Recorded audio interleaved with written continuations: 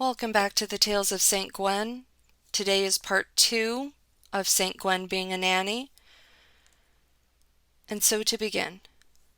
Days felt like weeks, weeks felt like months, and I prayed to the Emperor that it would not turn into years. I woke up to the sound of screaming children, went to bed listening to the sound of children screaming at their nannies. Even during meal times, I could hear the children screaming downstairs. I had now accompanied the family around town, stood behind the Countess during a political meeting, and never once had I met the Count. I had heard him around the house, heard him speaking to some of the staff, but not seen him in person. Nor had I met the oldest, Olivia. I helped amongst the house, keeping up with the kids, but I was tired. "Children can be tiring," Inquisitor Scully said when we video chatted a month in. "Thank the Emperor I won't have any." "That aside, any progress?" "It's not the Countess. She's straighter than an arrow, though I have yet to see the Count or their oldest daughter, Olivia." "Could they possibly be the cultists?" "Unclear. Nothing that stands out besides a feeling." "So you haven't seen either of them?" "Not for lack of trying. I hear him in the hall and go to look, and no one is there." Stay where you are for now. I will do some digging." I hung up the call, looking over at my pistol. I hadn't fired it in over a month, and my warrior side was getting antsy. A knock brought me from my thoughts, and I stood up, going to the door and opening it. "Countess, this is unexpected," I said, holding the door open to converse. "I thought you were in town." "The meeting was cancelled. I wondered if you would join me for some tea." "Tea sounds heavenly, actually." I followed the Countess past the child, crying heavily with snot on his face, and into the luscious backyard. I sat across from the Countess, enjoying the wide-open space.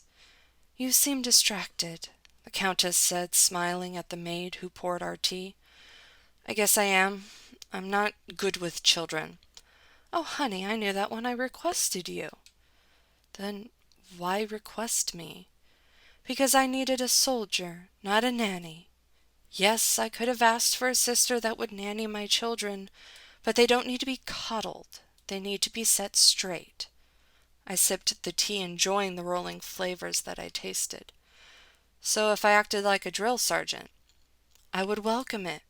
I have a difficult time keeping track of all the children. I should have stopped after 3. I've never even seen Olivia. Ever. She hasn't even joined us for dinner." "Olivia is troubled." "Troubled how?" I asked, setting my teacup down. "Olivia's father is not the same father as the rest. I was young, stupid, spent time off planet, and when I came home I was pregnant. Olivia never knew her birth father. I didn't bother trying to find him. I met my husband a year after she was born, and the rest is history." "How much older is Olivia to the other children?" "I had trouble conceiving after we first met, so Olivia was around 7 when I had my next child." "So the only father she has ever known is the Count?" "Indeed." We sat and drank tea for another half an hour before she was called inside for an emergency call. "The Count must be an amazing father," I said, as she stood up, "to care for Olivia." "Yes, she took his death the hardest." I stood up at that. "His death?" "Yes, the Count passed away last year." "Then who is the man I hear in the house?" "Perhaps it's Raoul, our butler." As the Countess went inside, I looked up at Olivia's window, seeing the curtains move as if someone had been watching us. I narrowed my eyes, watching the window carefully before going back inside. I went straight to my room, snapping the door closed, and pulled up my datapad. I pulled up the Count's death, reading into it. The Count had indeed died last year, of unnatural causes, but no one was able to figure out why. No stab wounds, no gunshots, no unnatural holes of any kind. The autopsy showed that he hadn't died from an aneurysm or a heart attack, just dropped dead in the middle of the square. I put the tablet down, not getting anything I wanted from the report, and looked at my door. With determination, I stood up, leaving my room and walked across the landing to Olivia's door. I raised my hand, knocking hard on the door. I heard a scuffling and I waited before the door opened a mere centimeter. Yes. I've been here a month, I said, and yet I haven't properly met you. Well, now you have, the voice said. So nice to meet you. I stopped the door from shutting with my foot, making Olivia freeze. Have you ever shot a pistol before? Like a weapon? Yes, a weapon. Never. And I have no intention of ever trying. I almost gave up. My foot was about to move when I noticed the hurt in her eyes. I, too, have felt great loss, I said, opening up to the 14-year-old. That made her pause, opening the door further. Inside, the room looked normal. No weird lights or cultist signs. You have? Yes, I've lost sisters in battle, but I lost my commander. Were you close to her? She was my first commander. She was the one who believed I was meant for something more. She encouraged me to push myself. My father was the same way, Olivia said. For the first time I was seeing her. The green eyes and natural chocolate brown hair was not like her mother's, who was blonde and blue eyes.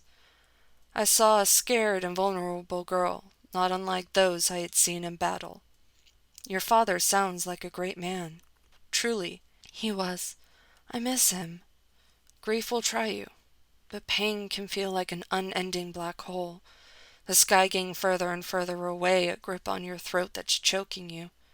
Yes, Olivia said, finally opening the door all the way. I feel that. My usual stern eyes softened as I looked at the young lady. I saw myself in her when I was younger and lost. Would you like some food? I found myself asking her. Sure. As Olivia left her room, I felt a shift in it, though it was only for a moment. My eyes raked her room as she shut the door, looking for anything that was out of place, but nothing was. It was almost too neat, the bed looking like she hadn't slept in it ever. Only a desk looked to live in. My eyes connected with her as the door shut, cold blue looking into vulnerable green. I may not know how to cook many things, but I do know how to make a great meat stew. That sounds wonderful. Thank you for coming to the Tales of St. Gwen. This is the second part in a 3-part series. If you liked it, please give it a like, comment down below, subscribe to the channel, as it all helps greatly. And I will see you in the next one.